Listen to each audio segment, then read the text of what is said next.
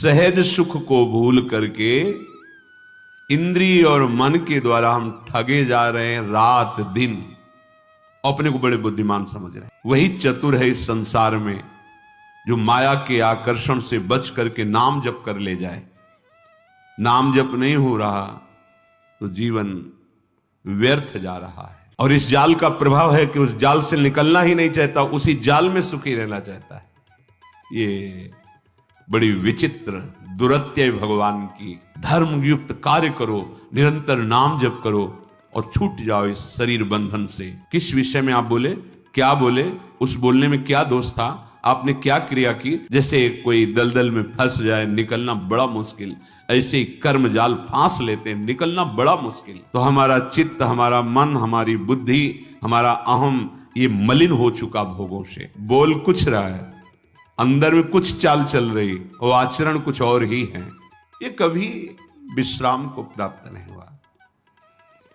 ये संकल्प बनाता है अगर ये शरीर भोगने को मिल जाए मैं विश्राम को प्राप्त हो जाऊंगा, ये पदार्थ भोगने को मिल जाए, ये दृश्य देखने को मिल जाए, ये श्रवण प्रिय संगीत सुनने को, ये वात सुनने को, इंद्रियों के सहित मन, शब्द स्पर्श रूप रस गंध, और चाहता है विश्राम। भ्रमित करके हमको जहां बिल्कुल विश्राम नहीं है, बिल्कुल आनंद नहीं है, वहां ले जाता है और फिर खुद अनुभव करके कहता है इसमें तो नहीं है, शायद उसमें होगा।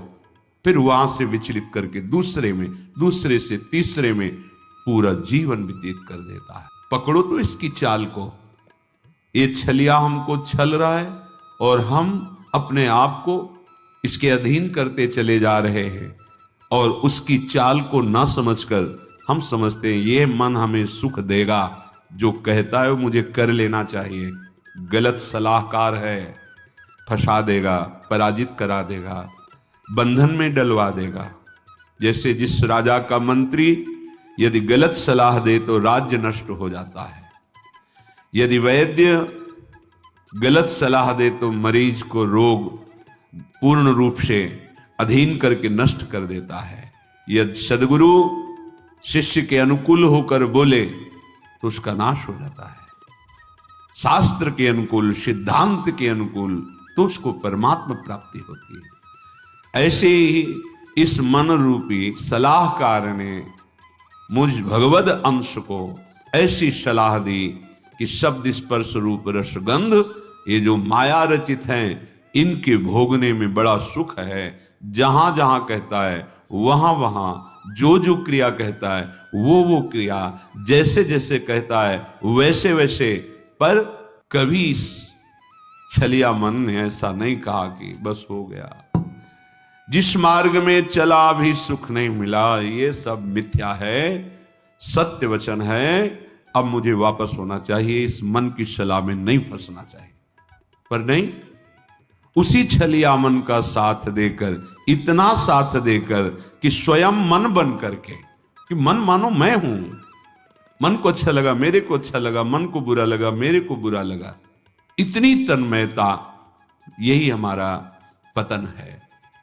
यही हमारी मायाकृत आकर्षण की वृत्ति है जो हम समझ नहीं पा रहे। रात दिन जैसा इसने कहा इंद्रियों के सहित वैसी ही चेष्टा की, पर सहज सुख जो हमारा स्वरूप है, चेतन अमल सहज सुख राशि, हम अपने स्वरूप का विस्मरण करके हमारे ही बल से बलवान होकर इस मन और इंद्रियों ने हमें फंसा दिया, दुर्गति कर दी। अपने सहज सुख को, जो आत्मस्वरूप है, जो आराध्य देव हैं, सहजानंद वर्षिणी श्यामाजू, इनके नाम सुख को, क्या पैसा लगता है नाम में, अंदर ही अंदर राधा राधा राधा।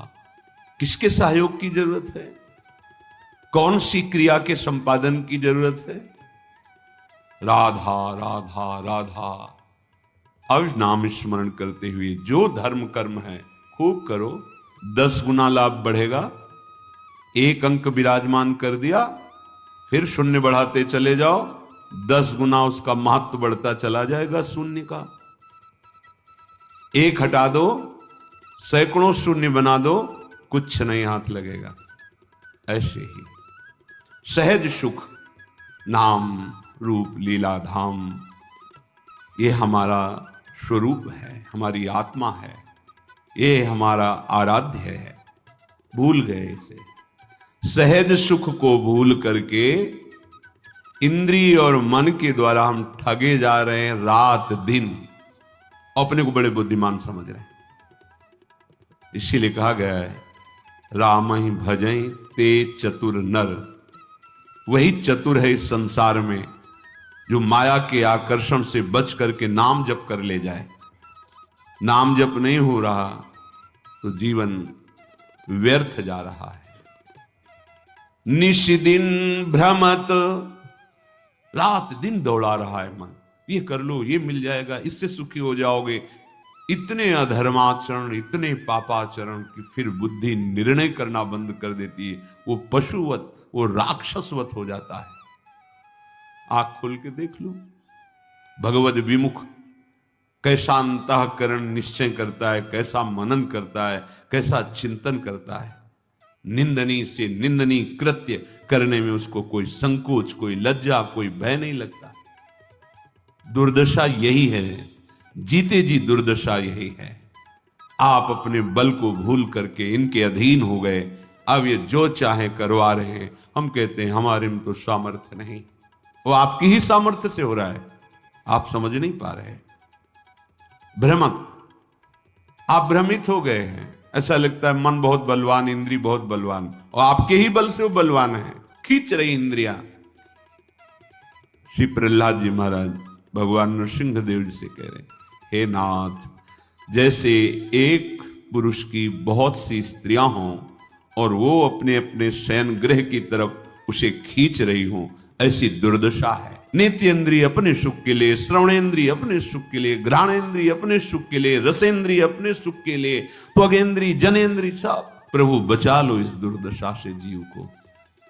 तो प्रभु ही शास्त्र, सदगुरुदेव संत के रूप में वो सूत्र बताते हैं, वो युक्ति बताते हैं, जिससे तुम मुक्त हो जाओगे इस बंधन से। फिर तुम्हें समझ में आएगी ये बात। अभी तो ऐसा लग रहा है कि कथा भागवत का कोई पुण्य मिले सुनने का, और जो चाहे वो हमें लाभ मिल जाए, बस यही है। विषयों के संग ने कितनी जलन प्रदान की। असही, पहले भोगने की इच्छा की जलन, फिर भोगने में जो इच्छा की थी भोगने की, वो सुख नहीं मिला। फिर उसके बाद एक नवीन तृष्णा, नवीन भोग वासना, वो जला रही। भोगते भोगते क्षीण हो गई शक्ति, बलहीन हो गया, इंद्रियां बलवान, भोग इच्छा बलवान, रात दिन जला रही। ऐसे संकट में, ऐसी प्रवृत्ति में वो निकल नहीं पा रहा, अंदर ही अंदर जल रहा है। कैसे निकलूं? यद्यपि जान रहा है कि यही मुझे कष्ट दे रहा है, यही मुझे फंसा रहा है, फिर भी उसी में। यद्यपि विषय संग सह्यो दुषह दुख, विषम जाल अरुझाने हो। आहा, असही संकट सह रहा है, कठिन जाल में फंस गया है। ये जाल दिखाई नहीं देता, बस फांस लेता है।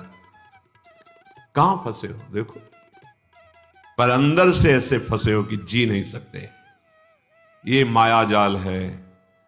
मछली फंसती तो जाल तो दिखाई देता है, लेकिन माया का फेंका हुआ जाल दिखाई नहीं देता, फंस जाता है जीव। और ये सदगुरुदेव के शास्त्र के वचन ही इस जाल से तुम्हें मुक्त करा सकते हैं, दूसरा कोई नहीं। और इस जाल का प्रभाव है कि उस जाल से निकलना ही नहीं चाहता, उसी जाल में सुखी रहना चाहता है। ये बड़ी विचित्र दुरत्यय भगवान की भ्रमात्मक माया है। यद्यपि विषय संग सह्यो दुषह दुख, विषम जाल अरुझान्यो, तदपि न तजत मूढ़ ममतावश, जानत हो नहीं जाने हो। एक को फेंक के आ रहा है, जला के आ रहा है, गाड़ के आ रहा है, और कह रहा है भाई रो मत, सबकी यही दशा होती है। जान रहा है इसका, अरे कोई साथ नहीं जाता, सबको ऐसे जान रहा है, पर ना जाने हो। वो केवल बोल रहा है, अंदर से नहीं समझ रहा है, फिर जाके उसी विषयों में सुख खोजता है। उसको ये पता नहीं कि जिस शरीर का आश्रय लेकर हम विषय भोग रहे, ये शरीर ही नष्ट हो जाने वाला, ये शरीर ही दुखमय है, फिर इससे भोगे जाने वाले विषय कैसे सुखमय हो सकते हैं। रसेंद्रिय अच्छे अच्छे पदार्थों के लिए ललचा रही है, खाने के बाद 6 घंटे के बाद ऐसा दुर्गंध युक्त मल बनता है, उसी को ललचा रही। कैसी कैसी माया जनित जाल के फंदे जिसने हमें बांध रखा है। अरे केवल प्राण पोषण करो, धर्म युक्त कार्य करो, निरंतर नाम जप करो और छूट जाओ इस शरीर बंधन से। ये समझ में ही नहीं आता। तुम अविनाशी हो, शरीर विनाशी है। शरीर से जितने भोग भोग रहे हो ये सब मायाकृत जादू का तमाशा है, इनकी सत्ता ही नहीं है।